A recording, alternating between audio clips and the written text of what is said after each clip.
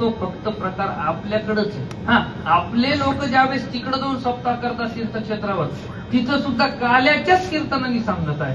काला झाल्याशिवाय कोणी हलायचं नाही, हे नियम पहिल्यापासूनचे. पण दरवर्षी तेच तेच चिंतन तुमच्या भागात आल्यानंतर त्याच अभंगावर कीर्तन, त्याच अभंगावर कीर्तन, तेच चिंतन. काल्यात वेगळं काही सांगायचं नसतं, पण त्यातल्या त्या विविधतेतून एकता कशी आहे. भगवंताच्या नानाविध लीला आहेत. श्रीमद भागवत कथाकाराला 8 दिवस पुरत नाही भगवंताचं चरित्र सांगायला, आणि 2 तासात काला कसा ऍडजस्ट करायचा. पूर्वी विदाऊट माईक 4.5 तास कीर्तन असायचे फडकऱ्यांचे, तेही वाळवंटात, कुठलाही माईक न घेता. कारण त्यांना माहित होतं येरती माईक. त्याच्यामुळं त्यांनी कधीच नाही घेतला. आजही परंपरेच्या ठिकाणी आमच्याकडे सुद्धा माईकचं प्रकरण नाहीच आहे महाराज. काल त्या पिंपळ कुंट्याला काला करत असताना मध्येच लेट गेले अर्धा घंटा, विदाऊट माईक, शेवटपर्यंत आवाज येतो. असं काहीच नाही. जे फडकरी आहेत, जे परंपरा आहे, जे वंशज आहेत, त्यांना या सगळ्या गोष्टीची फार बारकाईने त्यांचा अभ्यास झालेला असतो बरं का, लक्षात ठेवा. इथं बरेच जण म्हणतील या संपूर्ण अभंगामध्ये काला नावाचा एकही शब्द नाही, तरी हा काल्याला अभंग कसा चालतो. काल्याचं कीर्तन म्हणजे दुसरं तिसरं काही नाही. चरित्र ते उच्चारावे,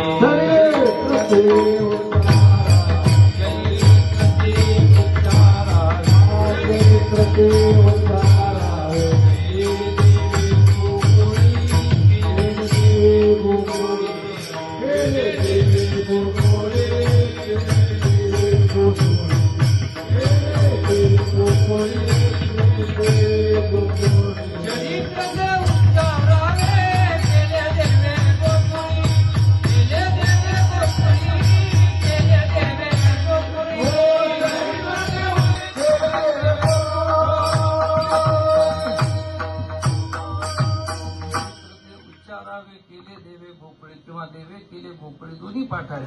सांगण्याचं कारण हे की गोकुळामध्ये भगवान श्रीकृष्ण परमात्म्यांनी काय काय नानाविध लीला केल्या, याचं चिंतन म्हणजे काल्याचं कीर्तन आहे. त्या जो पंढरी वसतो अभिमन्यू मामा म्हणजे कोण, गोपाल कृष्ण परमात्मा. बरं का, लक्षात घ्या. ज्याने स्वयेची वधिला आपुलाची मामा म्हणजे कंस. प्रत्येक प्रकरणामध्ये काही ना काही ट्विस्ट आहेच बरं का. लोकांना आजकाल पिक्चर मध्ये, एपिसोड मध्ये काय असतं ते नवीन अमेझॉनवर काय असतं, वेब सिरीज, त्याच्यावरच फक्त नाविन्यपूर्ण पाहण्याची सवय आणि ट्विस्ट पाहण्याची सवय. पण आमचा वारकरी संप्रदाय, आमचं महाभारत, आमचं रामायण, आमचं भागवत, आमच्या सगळ्या प्रभूंच्या लीला, या सगळ्यामध्ये बऱ्याच वेळेस ट्विस्ट आपल्याला सापडतं. ट्विस्ट नावाचं प्रकरण आहे ना, हे सगळ्यात सुरुवात करणारे म्हणजे गोपालकृष्ण परमात्मा. महाराज श्रीमद भागवत कथा आपल्याला सांगते भगवंताचा अवतार कितवा, 8वा. म्हणून तुम्ही 8वा मधुसूदना, वासुदेव प्रकरण म्हणलं की लक्षात येतं. 8वा, घरातही 8वे. आणि अवताराच्या दृष्टिकोनातून जर विचार केला, त्या पहिले अवतार झाले नाहीत का. वामन अवतार असेल, नरसिंह अवतार असेल, प्रभू रामचंद्रांचा अवतार असेल, परशुरामाचा अवतार असेल. बघा ना, वेगवेगळ्या अवताराचं चिंतन करा, आपल्या लक्षात येतं. महाराज, कच्छ नावाचा एक अवतार आहे भगवंताचा. कासवाच्या रूपाने भगवंतांनी दर्शन दिलंय, कासवाच्या रूपात प्रभूंनी, भगवंतांनी. आता सांगा, मंदिरात जर गेलो, त्या मंदिरात गेल्यानंतर पहिलं काही चप्पल काढल्यानंतर उडवल्या जातं तर काय, असं कसं मग. बरं, कच्छ सोडून द्या, मच्छ, तो अवतार होता भगवंताचा, तरी खातात. एकादशी सोडत नाही, भामटे खातात का नाही सांगा मला. आपण नाही, तुम्ही नाही मंडपात बसलेली, खाणारी येऊ सुद्धा शकत नाही मंडपात. बोललं की राग येते आमचे. सांगण्याचा भाग काय, मच्छ हा अवतार भगवंताचा आहे का नाही, मग तो खाल्ला पाहिजे. म्हणजे तुम्ही देवच खायला लागले ना. दुसऱ्या धर्मात, दुसऱ्या समाजात गेले, ते खातात का. त्यांच्याकडे नैवेद्य दाखवण्याची सुद्धा परंपरा नाहीये. पण आपल्याकडे कुठलीही नवीन वस्तू आणली तर पहिले देवाला त्या ठिकाणी त्याचा नैवेद्य आणि मग त्याचा प्रसाद म्हणून आपण तो स्वीकारायला पाहिजे. हे हिंदू धर्मातले आपल्यावर झालेले संस्कार आहेत महाराज, लक्षात ठेवा. वामन अवताराचा विचार करा. परशुरामाच्या हातात म्हणजे निक्षत्रिय पृथ्वी करणारे परशुराम आहेत. ते काय साधा अवतार होता का? प्रभू रामचंद्रांचा अवतार बघा, त्याही अवतारामध्ये धनुष्यबाण.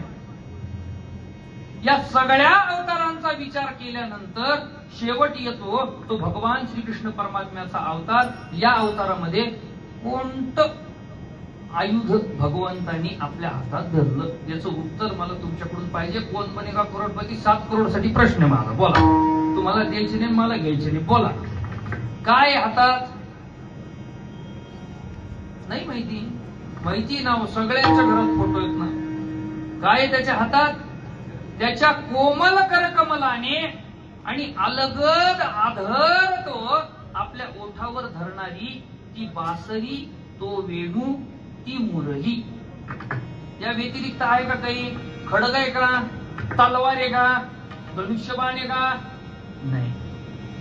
मग तसा विचार करायला गेलो तर सगळ्यांपेक्षा त्या ठिकाणी हा वेगळा अवतार असलेला भगवान श्रीकृष्ण परमात्म्याचा आहे. माझा मुद्दा इथूनच सुरुवात होतो आणि मला आता अभंगात प्रवेश करायचा की नाथ महाराज सांगतात, कृष्णमूर्ती होई गे, कळो आली सोय गे, प्राणाचाही प्राण पाहता सुख सांगू काय गे. म्हणजे काय? कृष्णमूर्ती होई गे मग नव्हती का यापूर्वी? नाही नाही. त्याच्यात प्राण आणल्याशिवाय, प्राण प्रतिष्ठा झाल्याशिवाय मूर्तीत जान येत नाही. मूर्तीला हात कधी जोडतात? मूर्तिकार कधी मूर्तींना हात जोडताना पाहिला का तुम्ही? त्याचं काम झाल्यानंतर जोडत असेल तो भाग निराळा. पण मूर्तीला घडवत असताना त्या मूर्तिकाराला कितीदा तरी 50 नाही 1000 वेळेस त्याचे पाय लागतात. त्याला कधी कधी ती पायात धरावं लागते, कधी कधी हातात धरावं लागते, कधी कधी बसून तिच्या उभा राहून तिला छन्नी हातोड्याने त्या ठिकाणी ठोका टाकावा लागतो. मग त्याच्या मनात पाप येत नसलं? काय पाप करायला लागलो आपण? पण नाही महाराज.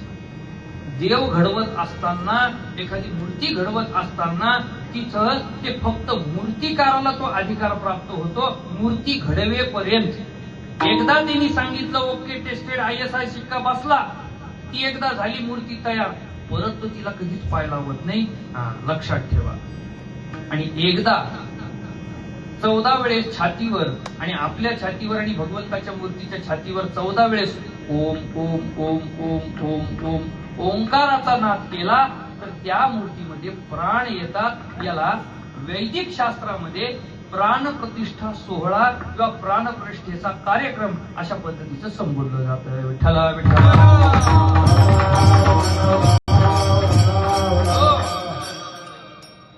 आपल्या हिंदू धर्मशास्त्रामध्ये पंचेतन देवतेचं फार मोठं महत्व आहे. कोणतं महत्व आहे? पंचेतन देवता.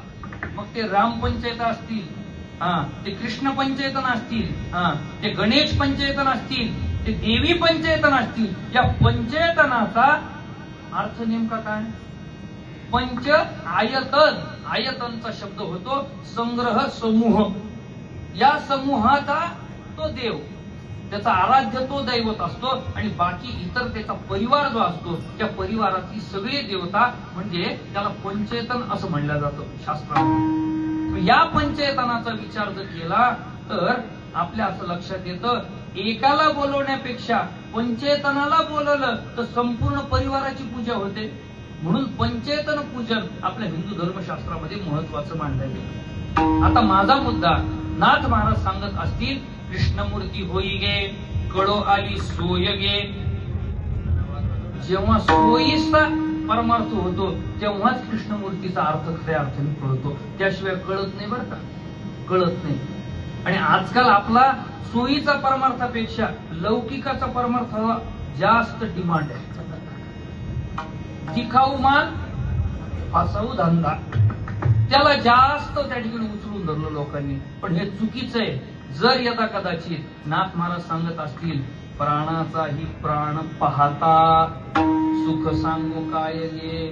तेच तुकोबाराय महाराज सांगतात. आपल्या भजन उभं राहतं त्याच्यात आपण कोणता अभंग म्हणतो? सुंदर ते ध्यान उभे विटेवरी. तेच सांगतात. तुका म्हणे माझे हेची सर्व सुख पाहिन श्रीमुख आवडीने. फक्त तुकोबाराय सांगतात का? नाही. सर्व सुखाचे आगर बाप रखुमा देवीवर. सर्व सुखाचे आगर जनी म्हणे शारंग. सर्व सुखाचे आगर म्हणे नरहरी सोनार. किती प्रमाणे द्यायचे? सगळ्या संतांनी कबूल केलं. सुखाचा सागर म्हणजे पांडुरंग परमात्मा अर्थात गोपाळ कृष्ण. विठ्ठला विठ्ठला.